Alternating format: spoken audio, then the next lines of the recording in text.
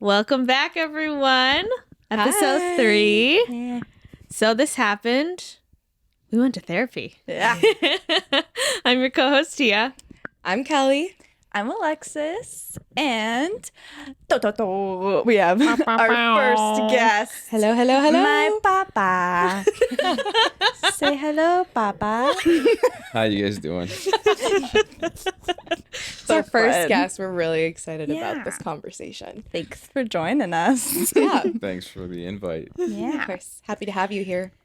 So we'll just get into it because this is about, we're going to talk about family, therapy, and yeah, we get into family because we don't look alike. It depends who you talk to. It does. Because I tell people at work, I have pictures of you and Juju, and it's like, oh man, they look, and then with your mom, and it's like, you guys have, and everyone looks like one another, and I'm like, Oh, how so? Explain. in what way? That is how genetics work. It's very interesting. And then, of course, if you meet Alexis in person and meet me in person, she's definitely more me, because I spend a lot of Yeah. time with her. So she has a lot of my personality. Not sadly. We No. love her for that. Yeah. Yeah, so we come from a blended family. You came into my life, how old was I? 3. 3 or 4? 3. 3? You had just turned 3. Yeah, turned 3 years old. And you came into my life. I don't know, do you want to touch on how you met my mommy? Your mom and I worked at the same contractor facility that we worked at, and she was in HR, and I asked like really stupid HR questions. Yeah, I didn't know she was in HR. Yeah.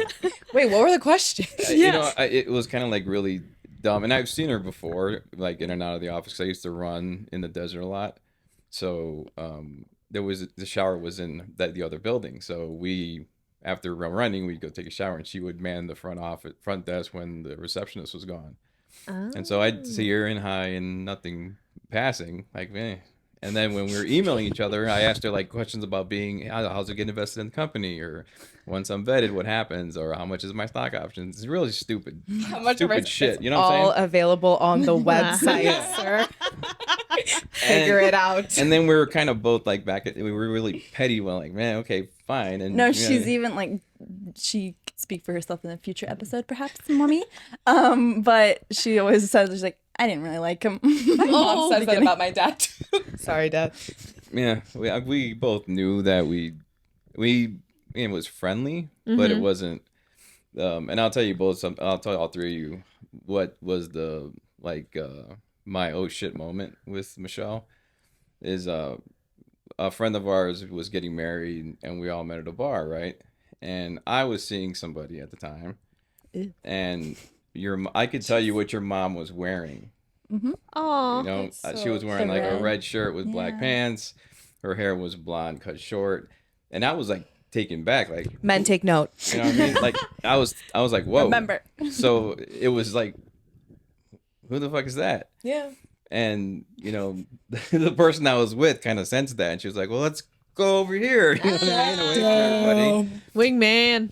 And then we Yeah. found out in other emails, like, oh, it was great seeing you, and weaseled my way in, you know, through the company email. And then I found out she was like, oh, you have a kid? Oh, that's cool. And oh, yeah, I have a kid too. Oh, that's cool. And was like, And then out of the clear blue, we just started talking, and all of a sudden she was like, oh, we should have a play date. And I was like, who should have a play date? Uh-huh. And then she was like, the girls, we can meet at the park and do a little picnic. And that was our thing. And it was like, all right, cool. So we went. Wait, that was your first date? first date. That's wild. Was a play date for Let's you and have- Juju. And I've always said I wish I had a video proof of our first interaction, because just me and my sister meeting for the first time, just picture like two little girls being, hey, what's up? That's pretty much how it was. So that's your dad? That's my mom. Do you like Barbie? Like, what did it? You want to go run around in the she jungle was gym? she was what, 1.5 then? If I was 3, so just a 1.5-year-old and a Just 3-year-old. looking into the carriage, just No, but they went. It was a park, and when we were in California at the time, and it was a nice little park, and they were running around, but it wasn't something that we could be attentive to each other. We had to pay attention to you guys, Yeah. obviously. There was Right. a buffer. You know what I mean? Hell of a first date. Yeah. And it was something that we had to expect because we have kids. It's not as something that's normal when you meet somebody single, Yeah. when you have alone time and you can grow. When you have a child, you're like, yeah, it's great. Hold that thought. The kid's crying, or hold that thought. Someone's talking, or But honestly, very like, it's kind of smart to just have the kids meet each other first off. Because like, Yeah. imagine you guys date for a month, really like each other. We meet, can't stand each other.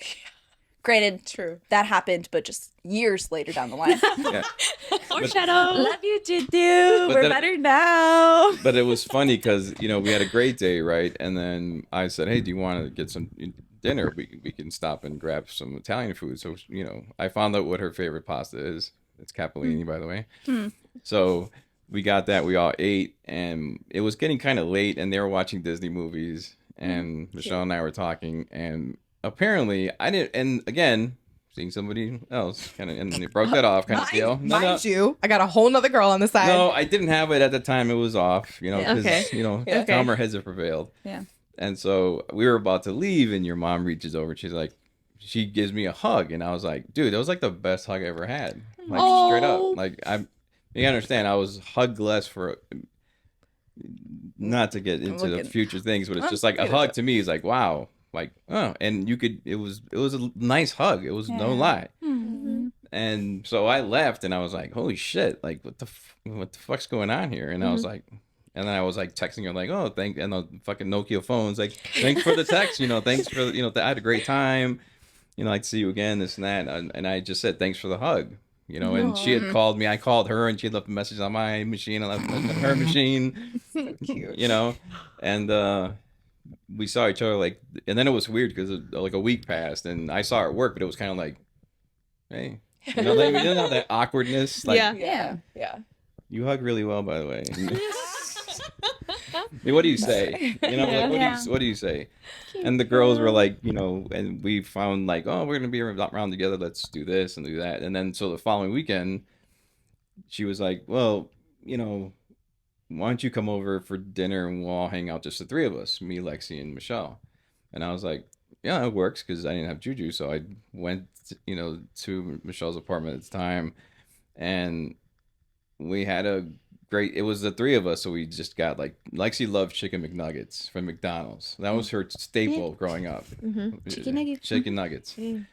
And so we would do that, and we watch Disney all the live long day. But it was just the three of us, like kind of like it wasn't just Michelle and I getting to know each other. It was like, hey Lex, what's your favorite this? What's your favorite that? What's this? And granted, she's 3 years old. It's kind of like laughing over her, and she's like, I really like this movie. I really like Beauty and the Beast, and that was her movie. Beauty and the Beast was her movie.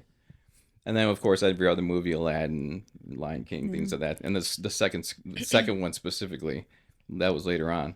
But yeah, and that's kind of how we met. And so when we started becoming a relationship kind of deal, for Lexi, it was more like, I never considered Lexi somebody that's external to me. I have assumed she's mine. I forget she's not mine sometimes. Like if in the physical blood kind of way. Yeah. Because I'll be like, hey, if I die, you got to check your records. And she's like, like, why would I want to do that?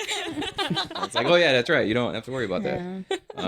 So it was been interesting, and I've always felt like she was always, and it was very like happenstance how that happened, because Michelle was finishing up her undergrad, and the sitter that she used couldn't show up, so she asked me, hey, would you mind watching Lex? But wait, I'll have caveats to that. I was a horrible influence in those early years for Lexi. Because I took those times to be like, she's at class 3 days a week from 6 to 10, and I knew I had to be home by 10. Lexi and I did everything together. Aww. We went to eat. We went to see movies she shouldn't have seen. We saw and we saw it was like she was like she was attached to me everywhere I went. So because of that, because when Michelle finished school, then it was like, oh, cool. Her and I were already like this. Yeah. By the time Michelle graduated. And then when she went to get her master's, it was like, and then we'd always time it to be like, hey, Lex, when's time? I'm like, oh, I should get my 10. And And it's like, oh, this movie's gonna last another hour. What am I gonna do? And I was stressing out, and then I was like, maybe she'll be late. Maybe she's studying. But yeah, so it was those like for 4 years we were just constantly always together for it. So for me, it was a no brainer that, well, she's mine. Yeah. The only thing that I didn't do, which I wish I did, but in hindsight's a bitch, is that because I'm not her biological father, I always say, well, should I adopt her? And that was the question: do I adopt her? Could I adopt her? And financially, she was getting my mom was getting child support from somebody else, so it's kind of like it was hard for me to be like, yo, let me adopt her, because Lexi needed that support. What little that occurred, that's what she needed. So for far from me to be like, I needed to come between that. So I was always like, when she's old enough, 18, whatever, and that child support stops from her biological father, then I could adopt her. But then time happens, people grow up, kids do their thing, and then a few years ago, Lexi's like, hey, I got you a Father's Day present. And I was like, Oh wait, I remember this. The way I cried. Yeah. Oh, I remember this. don't cry yet, because it hasn't happened yet. It's been all, here's what could happen, Dad. It hasn't happened yet, so okay, cool. I filled out the paperwork. Okay, yeah. Okay, I so tell them what Okay, happened. so on Father's Day a few years ago, I want to say right before COVID or after COVID, I can't really remember. And she's like, here. And I'm like, oh, cool, thanks. She got me something. I can't remember what it was, but I do remember the piece of paper. So I'm opening the piece of paper and I'm reading. I'm like, what the hell is this? It's like a summons or some legal document. And I'm like, the fuck is, like, what is this? And I'm reading, and I'm just like, oh, shit. And she's looking at me. She's looking at her mom. She's looking at me. She's looking at her mom. And I'm Secretly like, filming. Yeah, she's filming. And I didn't know that, because I'm kind of like, I don't like people really filming me. And so I was just like, so you want to be me? You want to be a Clindris? And she was like, yeah. And I'm like, it's awesome. I would love for you to be that. You know what I mean? Gave her a big hug. And I was like, and I'm just kind of waiting for the, actual one. See, there's so much that goes into it. You got to go to the courts. You got to make a date. You got to put it in the newspaper. You got to do it before you get married, so you can have my name kind of deal. So it could be like, At least have it for a little bit. you know what I'm You saying? get Like, married. yeah. Hey, Dad, you see this? Let's frame it, because it's never going to happen. Cheers. Anyway, wait, the story I want to tell. The story I want to tell is when I first called you Dad, which is a really cute story. We were at IHOP, and we went to IHOP, or was it Denny's? I think it was IHOP. It was IHOP. Yeah. In California, and I remember we were just sitting having breakfast, and I remember I pulled my mom to the side. It probably took me to the bathroom or something, because I think it was like 5 or 6 at that point. And I vividly remember this memory of telling her, I always called him Eggy up until that point. So I was like, Mom, is it okay if I call him Dad? Like, Wait, really? Yeah. And I remember she was been like, if you want to, like, yeah, just say it. And I was like, okay, I think I'm gonna say it. And I don't remember exactly verbatim, but I remember like sitting down and just being like, hey, pass me the syrup, Dad. And just being like, what are the vibes from saying that? What are the vibes? Yeah. Okay, it wasn't a profound moment for me, because I've heard Dad a lot, and it was funny because it's like, Eggy was my name, a nickname growing up, kind of deal. So anybody, family or friends, call me that even to this day. So Lexi, when I first met her, she was like, "What do I call you?" Eggy. If you don't want to say Edgar, or I don't do Ed, let's just say Eggy. And then so when she started saying Dad, I didn't catch it at first, because I remember, it's not that I haven't heard Dad before, because when I'd hear them in the room playing, I'd hear Dad, it'd be like, I ran in, which one? I didn't care which one. Yeah. It was either one of them, so it didn't matter to me. But then when she started really saying it, I was kind of like, huh. And to me it was kind of emotional, because it's like, that's a cool title to have for somebody who's not biologically related to them, but now I'm a dad. Well, I was a dad anyway, but it's just it was pretty dope. Yeah. You're like a dad to someone new. Yeah.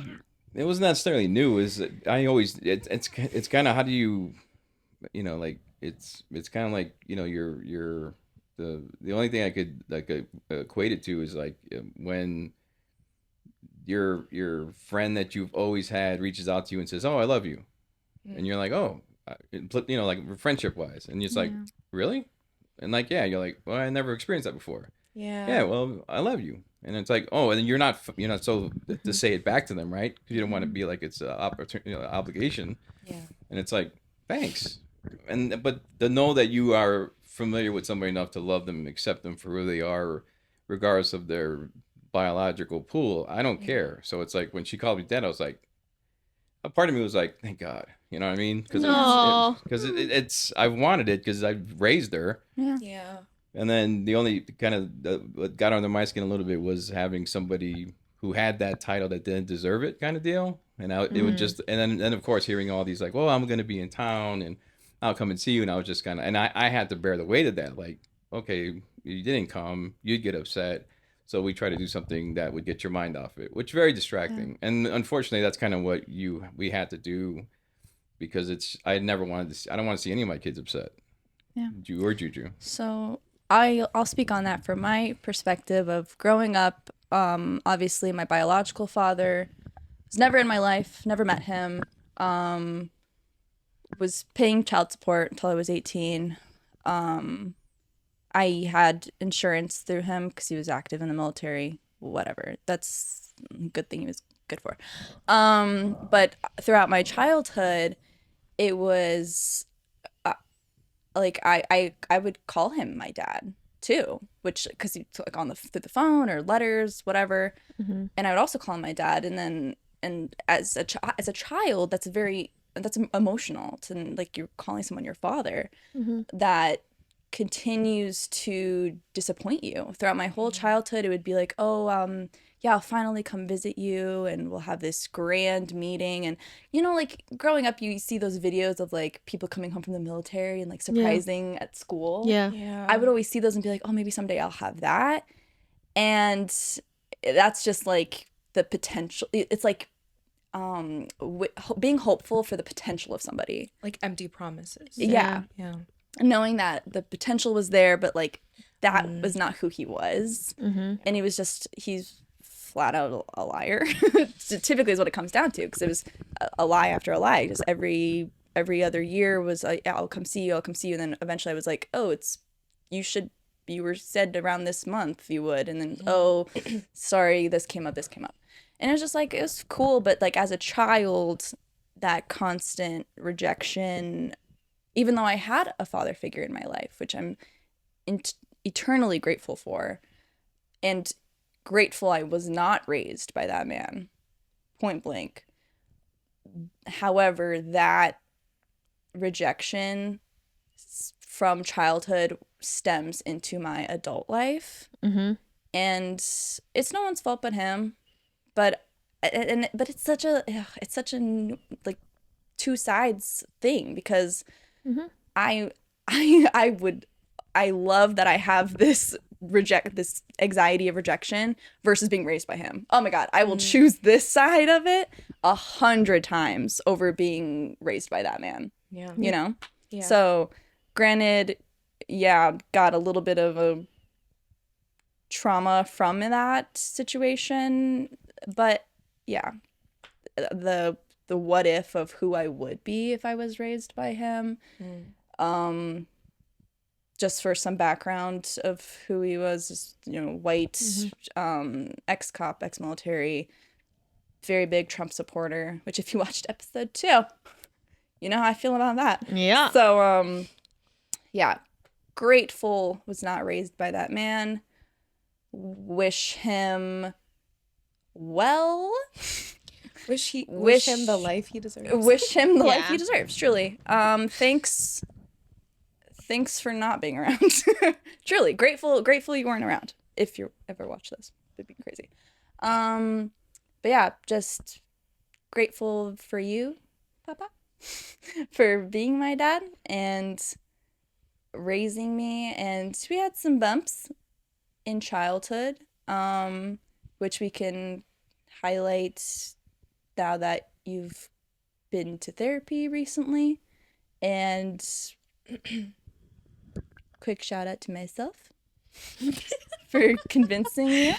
Because in reality, I wanted you to feel better and to understand the trauma that you went through in your childhood. Well, it's kind of like obviously I'm not white. All right, I'm Hispanic. Really? But I always tell people it's funny that Lexi is more Hispanic as Michelle is. They're more Hispanic than I am. It's the wildest thing. I've always said that because they embrace the culture where I didn't, because when I was growing up, my father was not of this country, and my mother was, and she wanted us to assimilate. So Spanish to us didn't exist. So we had to be white passing kind of deal. Like we had to do that, learn English well, excel. So because that was our way out of whatever was the situation we were. She was sadly mistaken.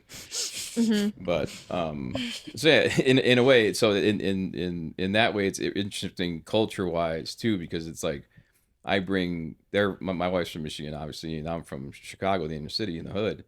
And Lexi's from California, Juju's from California, and how we all combine together to kind of all of our differences, it just makes sense to us. We don't, there's no like, we joke about it like, that's very white of you, and or Lexi will be like, hey dad, someone's gonna call accent you now, and then, you know what I'm saying? Crazy. But we no, but Don't cancel me. Yeah, but we kind of have to though, because if the one thing about our family is that we like to pick on each other, but it's always in jest. It's never serious. It's never like Yeah, of course. hate is never around, or it's like underlying like, what's the term, like a backhanded compliment kind of deal where it's like, oh, you look great. You know what I mean? I don't even know what the hell that means. There's some words that I still don't know these days, where it's kind of like, and I could see that, and for us, it's if you look at what America should be, I'm not the poster child for that picture, that image. If you look at a family, what America should be, we're not it, because we're blended, especially in the climate we're in now. So it's kind of like we make it work, and we've always made it work, and it's very strange how we just kind of know each other well enough that it doesn't matter. There's not a separation to be like, oh, generational. Yeah, it's not like it was back, like if your parents were immigrant, where you came from. It's not like that. It's here. We've never had that, because I've never had that. I didn't have to experience it, nor did they. So it's kind of like, they kind of, But to Lexi's point, the therapy portion was her idea, but it all started because my dog that I had died. R.I.P. Loki. Yeah. And because I don't know how to grieve, because of the trauma I've had growing up, I don't know how to grieve. Like every person who died in my life, everybody would cry, and I'd be like, what the fuck? What are we doing? Why is everybody upset? And they would fucking hate me for it. Like, dude, your grandfather just died. And? Seriously. It wasn't being callous. It was like, I don't, the attachment for me to somebody was never there. Even if it was like, man, it sucks. Well, we like, what's not? You're like, what? Okay, we had our moment. We took it. Now what's going on? We're not dwelling on it. But it was wild growing up where I grew up, because everybody would be so upset about anybody dying, and it's like, they're dead. They don't give a fuck. Yeah.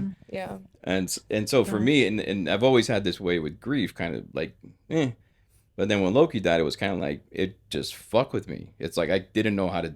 For some reason, I turned 50 and he died, and I was like, what the fuck? I didn't understand it. Then Lexi's like, well, you probably need to go to therapy. To see somebody, talk to somebody. And I was like, and what do I do? And she's like, I'll get you. I'll hook you up. And then Lexi literally found my therapist. Yeah. She was like, hey, Doc. Yeah. Shout out ZocDoc. Shout out. Yeah. And I literally told you, try not to go in with any expectations. Just talk about what you are comfortable with. Don't talk about what you're not comfortable with, and things will just happen as Therapy's they go. fucked up. It's a lot of work. I ain't gonna lie. It's not It's a fun. lot of you work. have to put the work in for it to work for you. Therapy's terrifying. Yeah. It's this, and I say it's anybody who's doing it or thinking about doing it, or especially in advanced years or whatever. It's like, if you don't know how you are, or what triggers you, or how to feel something besides only what makes you like only for yourself. So it's only like, you're grandizing what you're doing, and it's self indulgent to where it's like, oh, sex makes me feel good, and if I do that, I'm great. Oh, cool. Everything else goes away as long as something is being stimulated to me that's gonna make me feel high, kind of deal. And that's no way to live. So for me, it was kind of like when Loki died. I don't know what it was. It was like everything affected me. It was like I felt shit that I shouldn't have. I like everybody, whoever. It's like it's the only thing I describe it is like he died, and everybody who I knew died, and I had friends die. I've had people die fucking in front of me. So it's kind of like everybody who's died, just all of a sudden Loki was like, "Hey, guess what, motherfucker?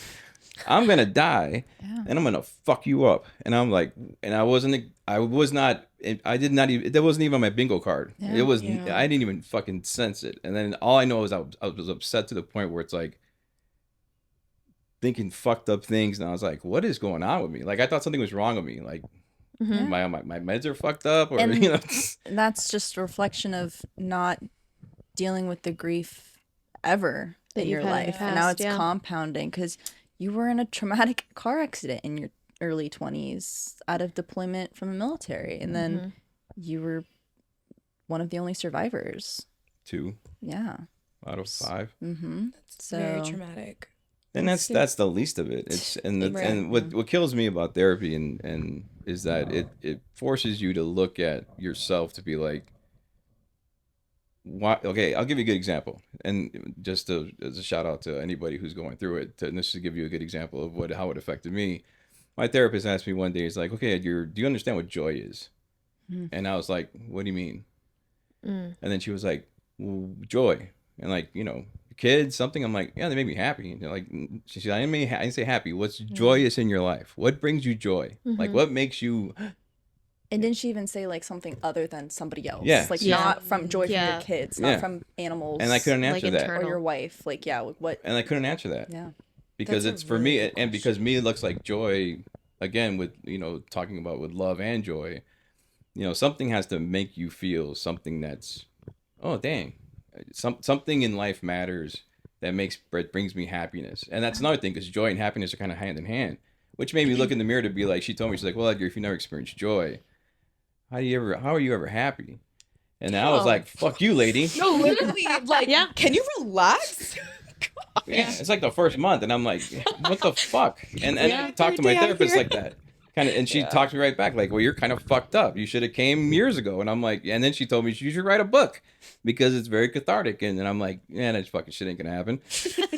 and then so as she started peeling it back, she was like, okay, cool. You don't know how to love. You don't know what happiness. You don't know how joy is. You don't know how to forgive. You don't know if you can forgive. And I'm just like, what the fuck am I? You know what I mean? Like, what? Yeah. And because you think about going out through your life, you have something about you that cool. I have an appearance. I have people know me. People, oh, Edgar's a cool guy, this and that.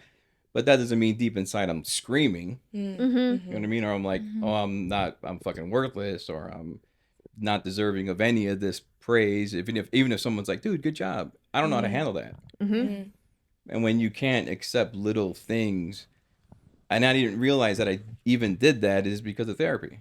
So therapy kind of opened that door, not opened it, kind of fucking blew it up. Yeah. I don't have a door anymore, by the way. Yeah. It wasn't opened. It was kicked in. And then It she was took the door detonated. with her, and they took it, and she's like, you're not getting this door back ever again. Oh, Yeah. by the way, we're Alright. kicking up all your fucking doors. No Yeah. walls, actually. Yeah. And that's the biggest problem. And that's one thing therapy doesn't tell you, and I'm sure that you guys can equate to it, is to relate to that, is that it's kind of like, it makes you uncomfortable to the point where it's like, I didn't realize I was this broke.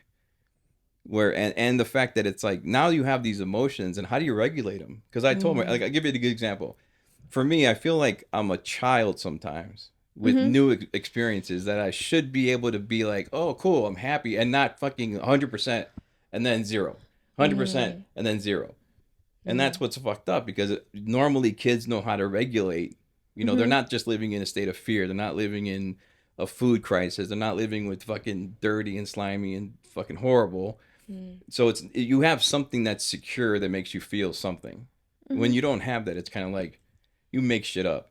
You do things that, like me, I like hard narcotics growing up. So from 8 years old on, that's all I did, kind of deal, because it was an escape for me.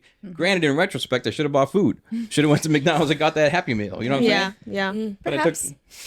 Perhaps. you know, Yeah. but therapy's kind of showed me, which is the horrible thing, is that to regulate those emotions now that you have them is the biggest issue for me now, where it's like, because now you find out like, oh dang, I was never happy. It's no offense to my wife, no offense to my children or to my friends or anybody that they never, well, how come I didn't make you happy? Because that's their first knee-jerk reaction. Right. Yeah. Right. How come I couldn't do this? And it's like, because it wasn't you, it was me. And I never thought that before. I always thought it was like, oh, I'm relying on somebody else's affection. So if I sit here and take shit and they're around, whew, they must love me. Or if we're arguing and they're throwing insults back and forth, whew, because they said that, they must love me. It's the wrong kind of attention, and I equated that to love because that's all I knew.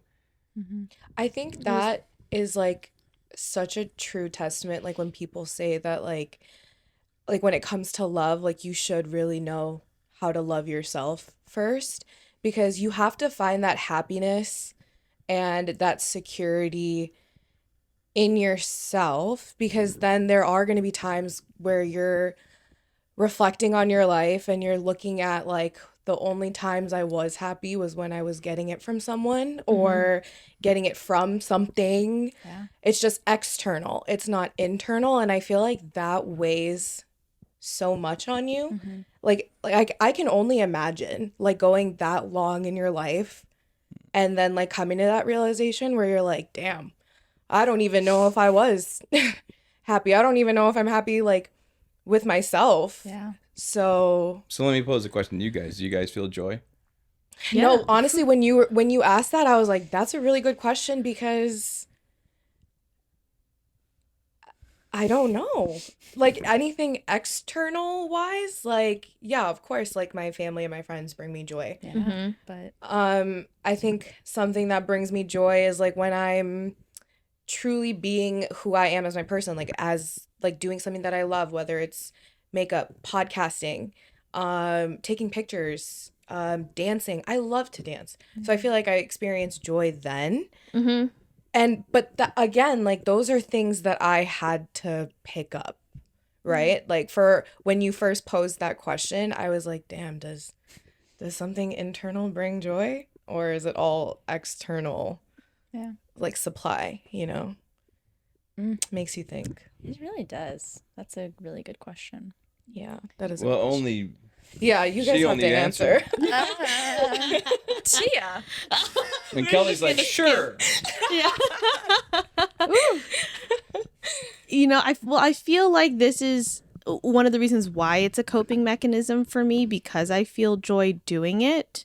It's singing, Yeah. right? You know, my dad is a really big singer in our family, and so he kind of passed that down to us. Both my brother and I were in choir. They put me in singing lessons when I was in like the 7th grade. And I did choir up until college. So, you know, I was always singing in a group.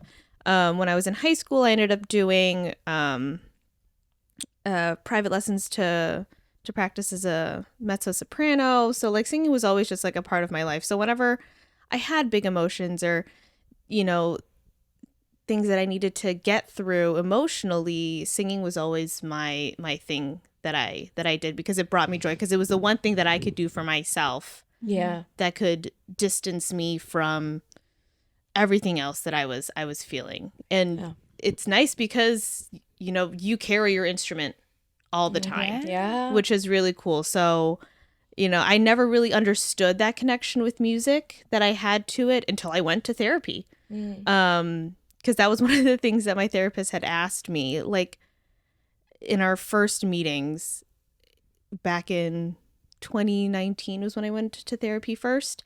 And she's just like, okay, well, what do you do? Like when you have these big feelings, or like how do you, you know, practice, you know, the self-regulation type stuff? And I was like, well, I don't know. I guess I just kind of hole up in my room and I sit with it for a little bit. And then when I feel like I'm okay, I just start to sing and then I'm better. She's like, okay, great. So that's a coping mechanism. And I'm just like, what? I didn't know that that was like a thing. Yeah. And mind you, I have a bachelor's degree in psychology. shows you guys that just because you go to school for it doesn't mean like you necessarily can apply that to yourself. So that was really hard to then. It was very disassociative because again, I learned all these things in school and I have this sort of background. But then applying it to yourself is very weird. Yeah. It's a whole other ballgame. Yeah, you almost like take yourself out of it. So it was a very out of body experience having to look through the lens with the new knowledge that I had and applying it to myself because I'm like, oh, okay, there's a lot of things I have to work on here. And that's a very weird moment to go through. Yeah. Especially when it's a stranger that you're doing it with. Yeah. Yeah. So Definitely. My experiences with therapy, I saw one after a really bad breakup. Alexis, Crazy. What? do you experience joy? yeah, I'm like, we're not gonna skirt this. Yeah, right? Here's why I went to therapy. No. That's not the answer.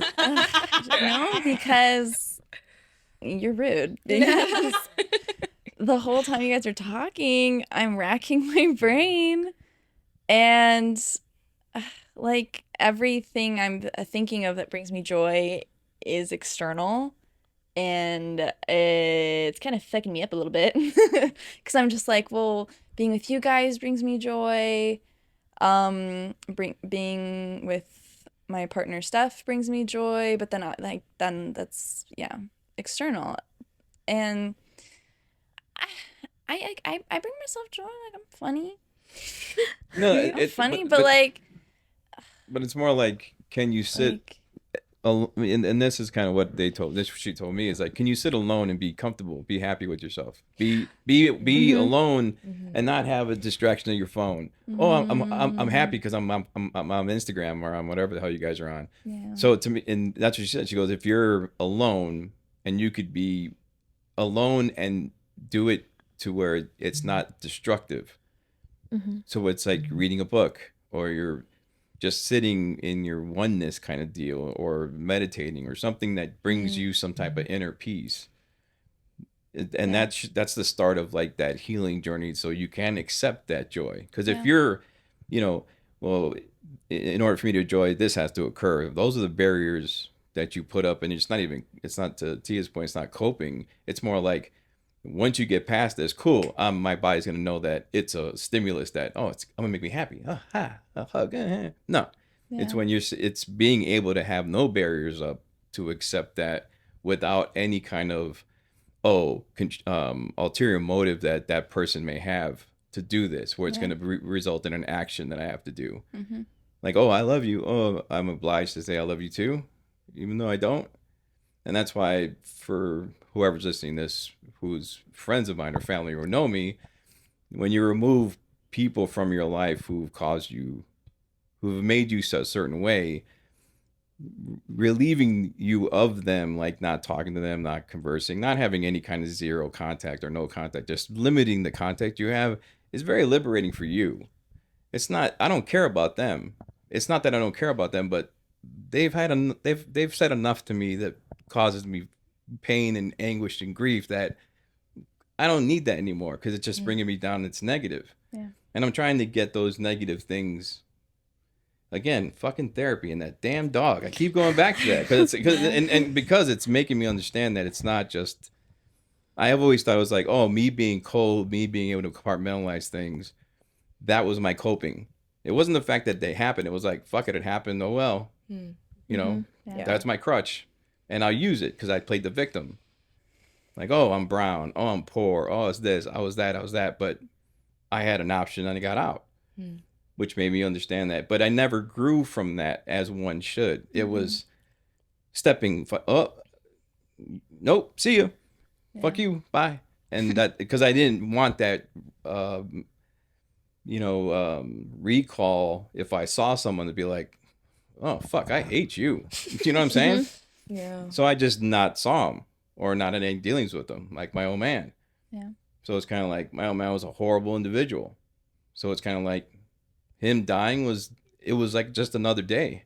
Mm-hmm. So it's kind of like, and my therapist was like, cool. So for you, what's gonna make you to where it's like everything that's you're afraid of? Because remember, for most of us, we're trapped in some portion of our life that we think we are. Like when I get stressed out, I become my kid self who's afraid of everything, who's afraid of his shadow, who's fucking afraid that this is it and I'm gonna die before I hit 12 or 13. Yeah. Scared. Like fucking screaming and no one's listening. Mm-hmm. That's what I default to. So when, if I got into an uncomfortable situation when you were younger and we'd have arguments stuff, I would leave. I would generally be like, because that was my brain saying to me, like, you need to get away from the situation before you do something stupid. Even though I may have said a whole bunch of fucked up things, to me, that was like, and again, my fucked up brain was like, that's allowed because you didn't, they're words. But then I didn't understand the importance of how words matter to my children and the impact that had. Yeah. Like, I can't just shut up because I'm mad at them or shut down because I'm mad at them. I have to, granted, it came late in life, but I'm grateful it did, because, but on the flip side of that, however, I'm sitting here like, damn, I have damage control to do because I fucked up you and Juju. So it's like I've done some stuff that I'm not proud of because of my trauma. And I just thought it was, oh, well, that's just how it is. And that's how I framed it. And it shouldn't have been that way. And I should have gotten help earlier to make me understand it, especially when I started having kids or when I started interacting and having some type of influence over someone else's kid. Like you. So it's kind of like, it's not a question of, I should have, would have, could have, to have these things where it's like to make me a better father because I was a better person. And doing it now, it's almost like, fuck, it's kind of too late. I'm going to die soon. Just saying. Yeah. That's another thing. You want to hear something funny? My therapist is like, so you tell me something really good about you. And she asked me a couple days ago, tell me something good about you. And I'm like, well, I'm still alive. Yeah. And I laughed. And she was like, and she laughed. And she's like, not what I meant. Right. But good try. Right. And then I changed it up on her. I deflected. I went in a different direction. Yeah. So yeah, to me, therapy is great. And I wish I would have done it sooner. But I think for like most people, it takes something to happen to them to make them want to take that. It's a horrible step to take. That door to go through is fucking scary as shit. And now that you have these feelings, you're like, wow, I hurt a lot of people unnecessarily because of me. And that's what's fucked up. That's what I can't take back. All the fucked up relationships I've had, even with friends, forget people I was with intimately where I fucked that up. And it's just, and friendships that I destroyed because it was more like, well, fuck you. I'm thinking that I'm going to get something because I did something and I didn't. So fuck you. And I didn't understand the reciprocity between an action and getting that back, or the expectation that you should get that back. If you put $10 down, you're going to meet my $10. No, it's the expectations are horrible. And I always had that for everything. Oh, my kid said I love you, but then she did this. Well, fuck that. Did she really love me? Or just something to get her out of trouble? So, hey, Dad, can I, I really love you. And now as you look back, you're thinking, okay, cool. Those are little things that all kids do. And I don't remember ever doing them, but it happened to me. So it's kind of like, but nothing prepared me. So I applaud you guys for going to therapy early because helping you get through. You don't want to be someone, I don't want to say use me as that fucking, warning or beacon or fucking danger symbol that says, hey, you want to know somebody fucked up, that dude right there, because I am. And it's a matter of, I'm trying to get better, and I didn't understand how, if you had who would have thought that a death of a dog would send me spiraling. And now I'm like, wow, I'm grateful that he died. I'm grateful for him, but for him to die, for me to understand that I'm broken. And I could say that now and kind of know why I am, and not just make excuses like, oh, it's their fault. because Yeah. I contributed to it Yeah. for a lot of years. And so every time my brain does something, because it's so it's like secondhand to them. So when I do something, I have to literally be like, no, take a step back, evaluate are you going to just do this just to say it, or what's the not thing to say, or do the opposite of what you were gonna fucking do, and then go that route because it'd be something new and a different interaction, a different exchange. And that's what's killing me now, where it's like I'm having to like, and inside there's like an internal war going on, and that's what's bad. Totally. Yeah.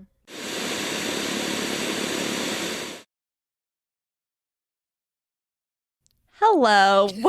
Welcome back. As you can tell, we're missing a person. Papa had to go. Yeah. Drop mommy off at the airport. No worries. So we're just gonna wrap it up. But obviously, thank you to him for coming on here, sharing some very vulnerable things. Yeah. But it's I love that. I love that my family has always been very open. Like no such thing as TMI with any of us, and there's nothing to be ashamed of or embarrassed by. Everyone's family is different, and I think our family is very beautiful. Some fucked up things have happened, and very, very beautiful things have happened, and I'm couldn't be more grateful for the parents that raised me and my sister. And yeah, and the only thing I'll say, which I'll tell him when he comes back too, but that I wish my dad gave himself more grace. He did a great job raising us, and yeah, given the role models he had, he did pretty damn good job. And considering the environment he came from. And yeah, so just want to say thank you for joining us, Papa. Thanks, Eggy. Thank you. And I guess since we're on the subject of therapy here, Yeah. talk about our own experiences. Yeah. Do you want to? Oh, me first? Yeah. Okay. Yeah, I mean, I'm in therapy again now. So, I've done it a couple of times. And I think the reason I'm in therapy now is because I tend to forget myself. And this is one of the things that I actually talked about in my last therapy session was, I've always been the caretaker for a lot of different relationships in my life, family, friends, all of that stuff. I've just always been, that person, and that means I tend to forget about taking care of myself. So I never want to burden anyone with talking about myself or anything like that. Even with my friends, I feel like it's hard for me to really be vulnerable and let go, because I have to be that person that's always strong, and I have to be the person that always has it together. But I'm allowed to have feelings. You are. Exactly. And I need to get better at doing that. And that's really hard to do when all that you've known is having to suppress your emotions from a really young age. Yeah. Constantly opening that wound every time you suppress, because that means you're bringing up feelings that you don't know how to regulate, and you don't know how to let out properly without being irrational. And not that irrationality is like a bad thing to have, but in excess, of course, like that's really harmful to not only yourself, but to the people around you. And I tend to hole up a lot. I just kind of sit in silence and stew and do it all of myself. Suffering in silence is a big thing that I really want to, not do anymore. So I think, putting it out here and saying that is helpful, at least to me, because I know that there are people out peer that have the same or, you know, experience the same type of thing. And if, you know, me acknowledging that and saying that out loud can help any one of you, like that's my goal at least. Because for those that can, you know, that can relate, you know that it can get really hard. To always have to be the one that knows everything, that has to take the burden of everyone else's trauma, and have to console and be that person. Like, that's exhausting. And then, you know, if you feel like you don't have that person that you can go to for that, you know, let this be a platform that you can go to safely, and respectfully, you know, like we're here for you for that. But that's mainly why I'm in therapy right now, and I love that I'm working on it, but man, It's hard. am I going through a lot. That's why this week was just like tough, because I did my therapy session on election, like the day after the election. That was her first question to me. It was like, how are you doing with the election? Yeah. And it was difficult because there were so many people who were like talking to me about it, and it was my first day like back at work after just coming from a vacation. So I felt so discombobulated because like I go back to work, I have all these people that need me, that need to, you know, tell me about things that happened, and then we have to, you know, vent and complain about the election. It's just like all of these things, like because I'm that person in a lot of people's lives, you get bombarded with all this stuff. And so, you know, it was a very interesting day, to say the least, having to figure out where my priorities lie and making sure that I'm still at the top. Because I always put myself at the bottom. It's getting higher and higher. But I've never prioritized myself first. And so that was just a really good instance of it this week, that where it's just like, okay, but like, how do you feel about the because she asked me how I felt, and I immediately went to, oh well, Alexis and Kelly were texting me about like how they felt, and she's like, no, I asked you, how did you feel? Right. Exactly. So yeah, I mean, So proud of you, bestie. thank Yeah. you. Yeah, that's not easy. So I'm really glad that you're taking that step. Thank you. And shout out to therapists for the last week. Y'all have been clocked in. I was going to say, I'm sure that there are a lot of therapists themselves that have personally been affected by this election and have feelings and had to operate as normal, you know, like the following day, because I'm sure that that's also a lot. But shout out to therapists for real. Really has helped a lot. I am not in therapy right now, but I have been in therapy in and out like for a while, I guess. I would say like 6 years, like on and off therapy. I suffer from really bad anxiety.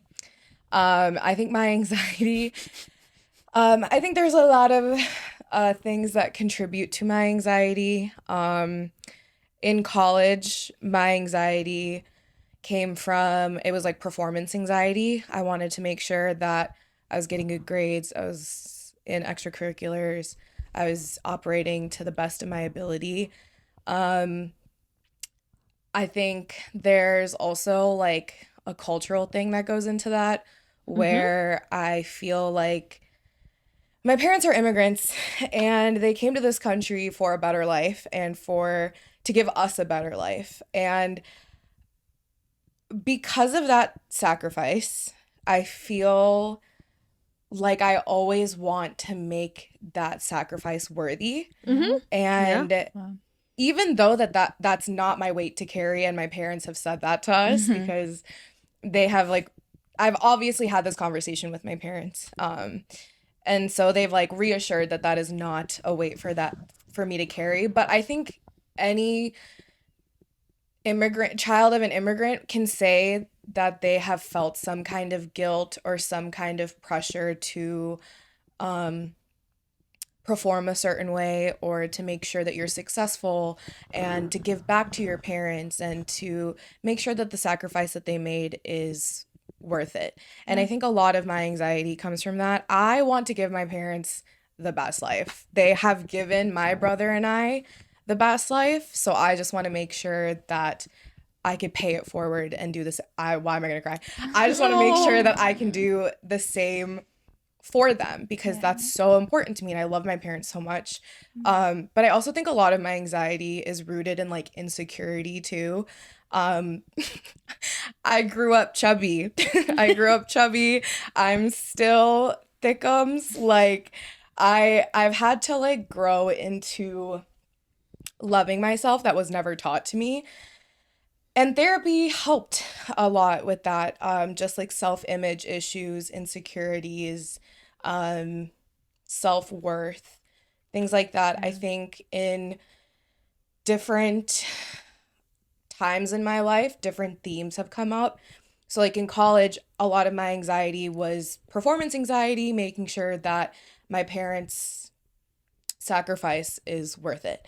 Now in my life, now that I'm out of college and now that I'm working or whatever, I feel the need to make sure that I have a high paying job with benefits.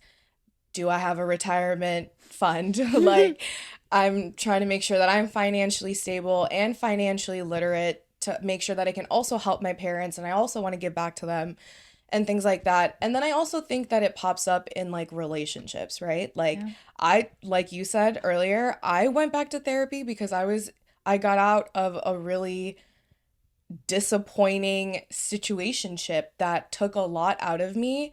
I went into that feeling very confident about myself and I left very broken and upset. And I felt like therapy really helped me honestly remember who the fuck I am. Period. Hey. I feel like because I'm not in therapy now, but I was in therapy last year because I was going through this breakup and I feel like that really made me question a lot about my self-worth, made me question a lot about the decisions that I was making and why I thought certain things were okay and all that stuff. And I feel like therapy made me really like, it was like a magnifying glass into all of it. A lot of self-reflection, like how much do you play a role in your own suffering? And that was like the biggest, literally. Ooh. Clip that. Oh my God. That was the biggest lesson that I got out of everything was how much do you play a role in your own suffering and what are you allowing, what are you okay with, and what does that say about you? And that's when your dad was saying the whole like, do I have anything that brings me joy outside of external validation? That was the lesson that I got from that relationship is just like, why the hell am I with someone like that? Yeah. And like, what does that say about myself that I am willing to accept that, you know? So it made me want better for myself. And again, like therapy makes you rip all of this stuff. It's like ripping stuffing out of a pillow. Like it makes you pull at like a string and really uncover why you feel certain ways and so many deep-rooted thoughts that you have and subconscious thoughts and actions that you may act on and all of these things. And it's a lot of work. You have to put in the time. You have to be honest about the things that are going on in your mind. That's the only way that they can help you. And I feel like I dove straight into the uncomfortableness. Like I was like, I never want to feel this again. I never want a man to make me feel like that again about myself. I never want to accept the bare minimum from a relationship. Let me dive deep into why the hell I accepted that in the first place. So it's a lot of self-work. Like therapy is only one part of it. Yeah. It's only one part.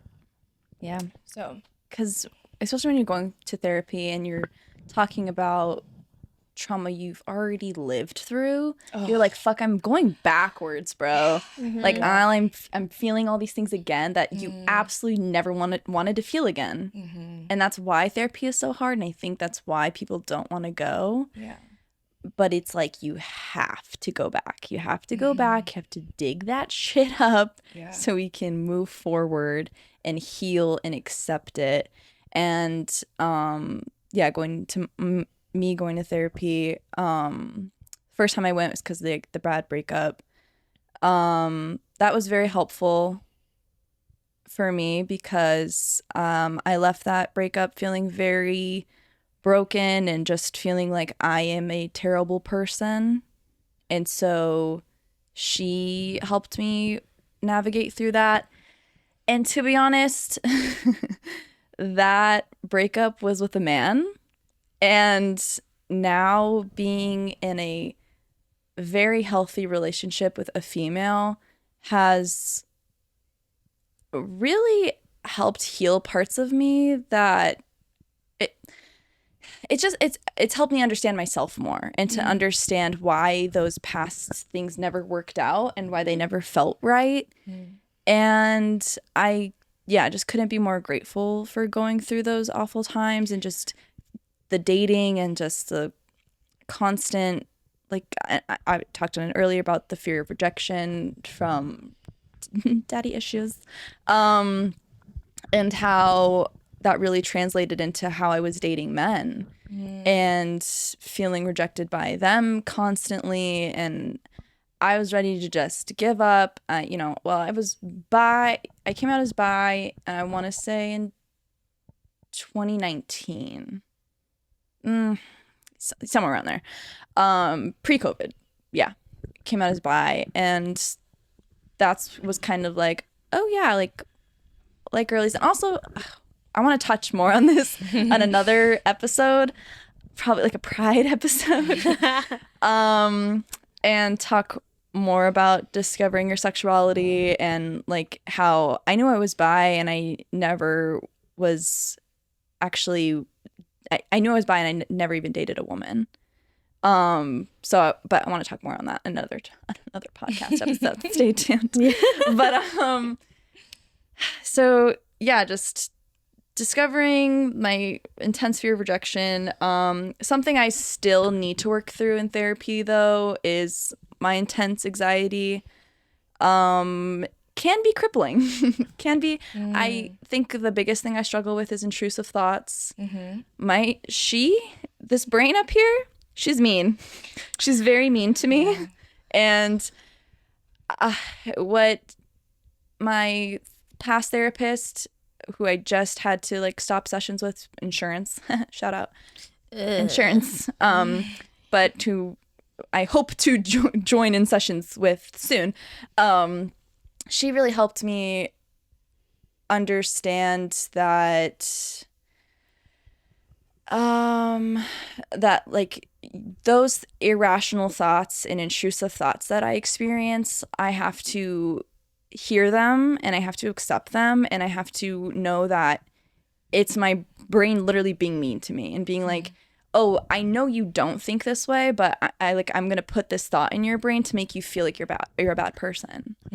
It's wild, like the trick she plays. But yeah, just something I'm definitely working through currently, and it's not fun. We're all living and learning, you know. Yeah, and I mean, you helped me. I realized, like, yeah, with intrusive thoughts, like, they're better if you're affirming yourself more, and I need to be better about that. I do. Yeah. Yeah, I think if I'm more positive to my brain, we won't be enemies as much. No, I agree. I mean, yeah, and that's the reason why we have this podcast too, is because this can be like a group therapy session for others. You know, if you can't acknowledge it yourself, then at least, you know, just try. Yeah. Trying some of the techniques and the things that we've said in this podcast, just moving your body, affirming yourself, you know, fueling your body. Exactly. With foods that'll make you feel good versus just taste delicious. Yeah. But I'm a foodie. I'm alright. Oh, we're all foodies. All food is fuel. The media you consume has a huge... I'm going to be honest. I am a true crime girly pop. I do love me some true crime. But I have reduced the amount of media that I'm consuming revolved around true crime and all that stuff. Mainly because I don't want to live in a constant state of paranoia.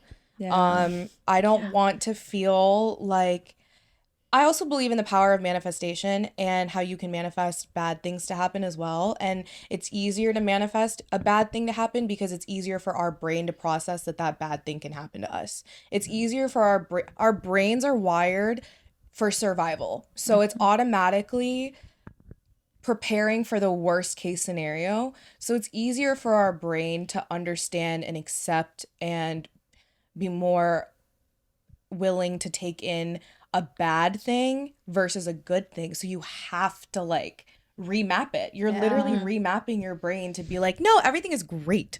and I'm a happy person. And we're the luckiest girls in the world and everything always works out for us. Like, it's just, obviously don't live in a constant state of delusion, but the delusion is But good over sometimes. time, it's not delusional anymore. No, And it's yeah. truly just making yourself feel better. And yeah, where life is hard as it is. We gotta be kinder to ourselves. Yeah, give yourself some grace. It's okay. Yeah. We're all doing our best out here, you know? Just try. Just try. Yeah. That's all we can ask for, you know? I'm so proud of you guys. I'm proud of you. I love I'm so proud of us. I love you guys. Yeah. I'm glad that we can have conversations like this. Yeah. And also, I do want to say, I would love for like our viewers and listeners to like write into us, like let us know what you want us to talk about. If you're going through certain things in your life that you want advice on. Again, we're not certified to give advice, but I think we have different perspectives that each of us can offer. So I think it doesn't hurt to listen to perspective. Yeah. So, Comment on YouTube. Comment. You can leave comments on Spotify. You can. I was the first one. Yeah. And or Instagram. Yeah, DM us. So This Happened Pod. DM us. We would love plug. to hear just like stuff that's going on in other people's lives and how it's like what never mind. Anyway, just write in. This episode was beneficial to you. Yeah. Let us know what you took away from this. Yeah. And thank you again Thanks for to being here. Alexis's dad for coming on. Yes. Our first guest. Yes. And that was a great conversation. I'm really glad Yeah. that this was the conversation that we had, honestly. But yeah, love you That was guys. a good one. Thank you Love so ya. much. Tune in next time. Bye. Kisses. Kisses.